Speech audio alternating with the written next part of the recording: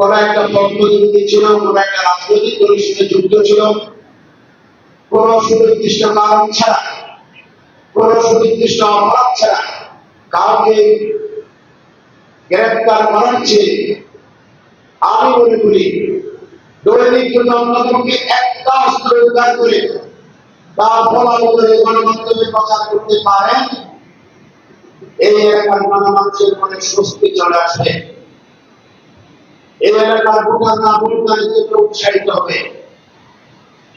আমি আপনাদের অনুরোধ জানাচ্ছি,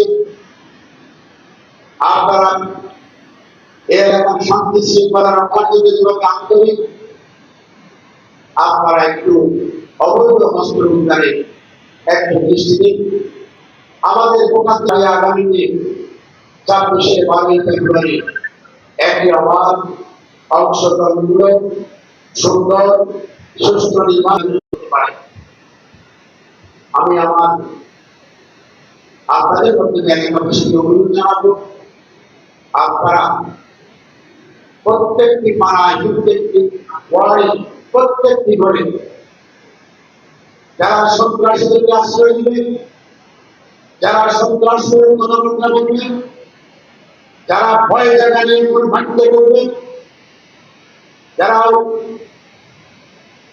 মানুষকে হুমকির মধ্যে রাখার চেষ্টা করবে, বক্তব্যে আচার আচরণে তাদের তালিকা করে থানায় জমা দিন। আজকে আপনাদের সামনে আমরা বক্তব্য রাখছি বিশেষ করে আসন্ন নির্বাচন উপলক্ষে।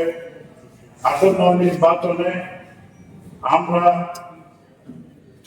ইতিহাসে যে সারা নির্বাচন অনুষ্ঠিত হবে, তত্ত্বাবধায়ক সরকারের এই ইন্টারিয়াম গভর্নমেন্টের প্রধান ডক্টর ইউনূস সাহেব যে প্রতিশ্রুতি দিয়েছেন তার বাস্তবায়ন আমরা আশা করি।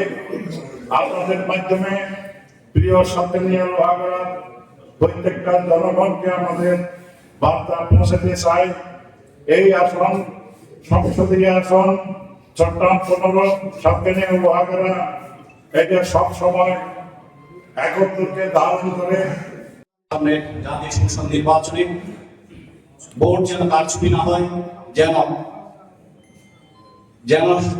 লেভেল ফিল্ড থাকে। শুধু এইটাই আহ্বান। আপনারা দেখেছেন 5 আগস্টের পরে লোহাগড়া উপজেলা বিএনপির কোনো নেতাকর্মী প্রশাসনের কাছে গিয়ে কোনো প্রকার লবি বা কোনো আবদার করেন বা প্রশাসনের উপর কোনো জিনিস চাপিয়ে দেন। লোহাগড়া উপজেলা বিএনপি সবসময় শান্তি শৃঙ্খলা আবদ্ধ, শান্তি শৃঙ্খলা যেন সবসময় থাকে।